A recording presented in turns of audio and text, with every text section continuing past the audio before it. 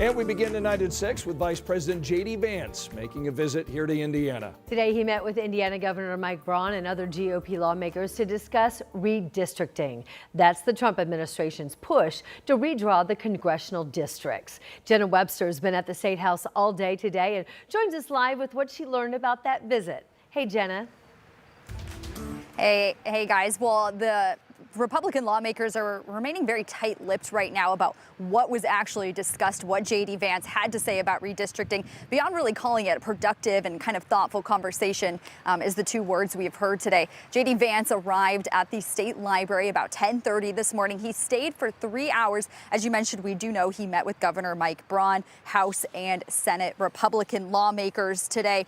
There's kind of this idea that Democrats have thrown out there that now this is the vice president's second trip to Indianapolis in the last 2 months to discuss redistricting. We know Republican lawmakers shortly after his first trip, just a few weeks later, went to the White House where redistricting did come up. There's kind of this idea that Democrats have thrown out that this is the White House trying to pressure state lawmakers into redrawing the maps, which is something that Governor Mike Braun has said he really wants to be this organic decision that lawmakers feel comfortable moving forward with a special session. He did put out a statement on X earlier today, again calling it a thoughtful discussion that they had with Vance. He said they talked about the importance of ensuring fair representation for every Hoosier. The other thing that we heard was from House Speaker Todd Huston, where he also again called this a productive conversation. He said Vance was able to answer questions from lawmakers about the topic of redistricting. And he said, quote, "We'll keep discussing within our caucus and with the Hoosiers we represent as we expect to come to a decision on this soon."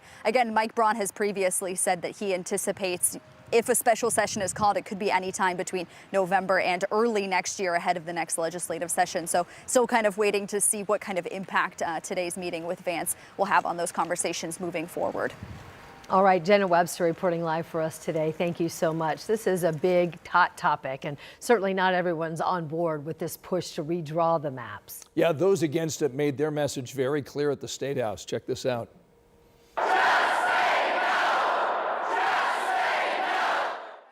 More than 100 people gathered at the Indiana State House today protesting the vice president's visit. Many of these people held signs criticizing the redistricting efforts. It's a message that some Hoosiers are now sharing for the second time in 2 months because they did it right after Vance visited here earlier back in August. And a woman that we talked to today says the vice president should stick to his work back in the nation's capital. He shouldn't be in our business. He shouldn't be here. He needs to let Indiana make their own decisions, and he needs to get the hell out of our state. Some state legislators also joined in pushing back against the plan, saying if it was coming, it would have already happened. And we've got much more on this push to redistrict here in Indiana and also the response from lawmakers if you head to our website right now at WTHR.com. And don't miss Crossroads Politics this Sunday on WTHR+. That's where we have a good recap of where things stand. We also have a conversation with experts about what comes next in the push to redistrict. Tonight at 6, questions about whether more is needed to rein in a state agency. They come after a new audit found big problems inside the Indiana Economic Development Corporation. Investigative reporter Bob Siegel says that auditors found some of the same problems that 13 Investigates has been highlighting for years.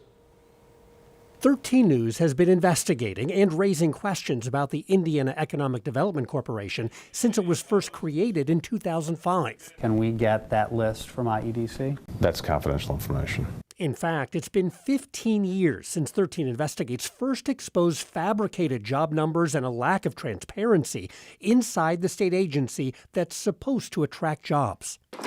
All these deserted office buildings, locked up factories, and abandoned warehouses are sites where the Indiana Economic Development Corporation said there'd be thousands of new jobs. After years of 13 Investigates highlighting IEDC's lack of transparency, earlier this year, I have directed the hiring of an independent forensic auditor. Governor Braun ordered a state investigation of IEDC, along with its nonprofit foundation and its venture capital firm.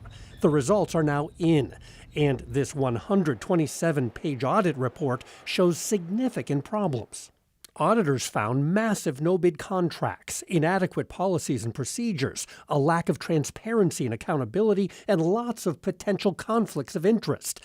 That includes at least 30 potential conflicts involving IEDC staff and board members, and dozens involving companies that got IEDC money after making donations to its charitable foundation. Auditors also found excessive spending on international travel. This entity is supposed to be creating jobs. It's creating scandals instead. Greg Leroy is with Good Jobs First, an organization that tracks economic development agencies. He says the IEDC's lack of oversight and transparency is a recipe for trouble. Handling large sums of money behind closed doors, without sufficient public scrutiny, it's inherently going to breed corruption. The governor says the audit found no criminal activity, and his office plans to adopt the dozens of recommendations made by auditors. We were already making fixes that were apparent even before the audit, and we'll try to take every recommendation there and weave it in. But in light of this audit, there are increasing calls for even more action, including state lawmakers passing a law that would mandate more transparency and oversight at the IEDC. We need to make sure that those checks and balances are there so we can protect Hoosiers from unchecked power. Earlier this year, the governor told me he thinks setting up the IEDC with very little transparency was a mistake. And he says he's now open to legislation requiring more transparency. Indiana's Secretary of Commerce says based on this audit, work has already begun to strengthen oversight at the IEDC to protect taxpayers and restore confidence in the state agency. I'm Bob Siegel, 13 Investigates.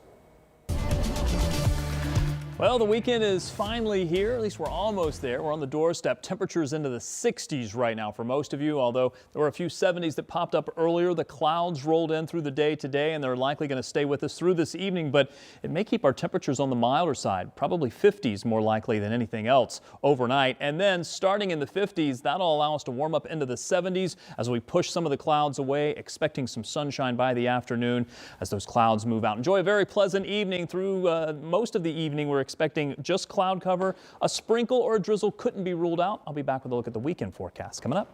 Thank you, Rob.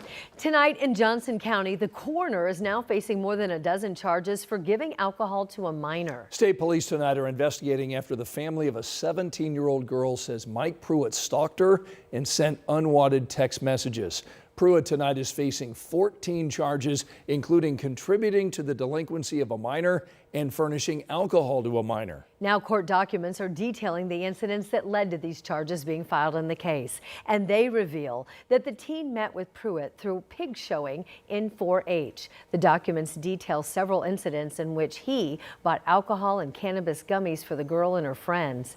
5 deputy coroners resigned after Pruitt returned to work at the start of this month. All right, parents, check out this story. Leaders in Carmel tonight have a warning after seeing an uptick in the number of kids getting in accidents while riding electric bikes. Matthew Foltz has the latest on what these bikes are doing and the solution that leaders are now looking for. Well, it seems like e-bikes are the new favorite way to get around town here in Carmel. And what I'm on right now is one that is a mid-level version that goes about 20 miles per hour, and it comes in roughly under $2,000. But leaders here in Carmel tell me they're more concerned about the ones that kids are riding on. We're talking about bikes that can go up to 40 miles per hour. Right now, the Carmel Fire Department says they've seen an increase in kids getting hurt while riding on e-bikes. They're now urging parents to talk with kids about how to be safe, including wearing a helmet. City leaders are also looking at tighter rules that will help police crack down on speeding and recklessness on the e-bikes. Give them the tools to, yes, write citations, impose fines, but hopefully correct behavior. Now, Councilman Snyder tells me he plans on introducing an ordinance surrounding e-bikes here in Carmel at their next city council meeting, which will be on October 20th. In the meantime, first responders are urging parents to talk to your kids about the dangers and how to be safe when on their e-bikes. Reporting in Carmel, I'm Matthew Foltz, 13 News. Still to come on this Friday night, we've got a sneak peek at a new mural here in Indy with a larger-than-life meaning. We'll introduce you to the artist and show you his work. Plus, Purdue buying more space here in the heart of downtown Indianapolis. The plans in store for the Canal Square Apartments ahead.